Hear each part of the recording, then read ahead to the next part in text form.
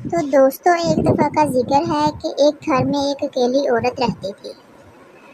وہ یوں ہی اٹھ کر کہیں پر بھی چلی جاتی تھی اور یوں ہی اپنے آپ سے باتیں کرنے لگتی، اور کسی کو سمجھ میں نہیں آتا کہ اس کو ہوا کیا ہے، یہ کیا کرتی ہے، کہیں اس پر کوئی بری آتما کا سایہ تو نہیں۔ تو دوستوں، ہوتا یوں ہے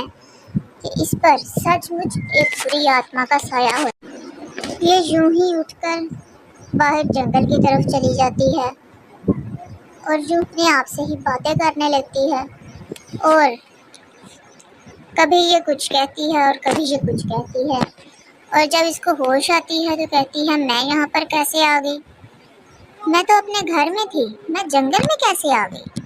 آخر کیوں ہو رہا ہے میرے ساتھ یہ سب، میں کیا کروں، آخر مجھے کچھ سمجھ میں نہیں آ رہا ہے، مجھے اس کا کوئی نہ کوئی حل تو ڈھونڈنا ہی پڑے گا، میں کیا کروں، مجھے پتہ ہی نہیں چلتا کہ میں کب گھر سے نکلتی ہوں اور کب باہر آ جاتی ہوں، آخر میں کروں تو کروں کیا، مجھے کچھ سمجھ میں نہیں آ رہا، میرا سر درد سے پھٹے جا رہا ہے، میں کیا کروں، یا خدا اب تم ہی مجھے بتا میں کیا کروں، مجھے تو کچھ سمجھ میں نہیں آ رہا۔ اس کے بعد یہ عورت سو جاتی ہے،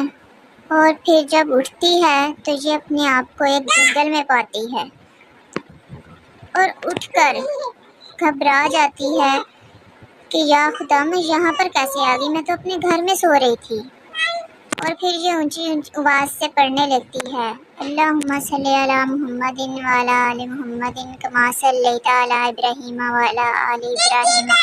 انک حمید مجید، اللہم بارک علی محمد وعلی آل محمد کما بارکت علی ابراہیم وعلی آل ابراہیم انک حمید مجید، اور یہ زور زور سے پڑھ ہی جاتی ہے، اور پھر یہ اپنے آپ کو واپس گھر میں پا کر بہت خوش ہوتی ہے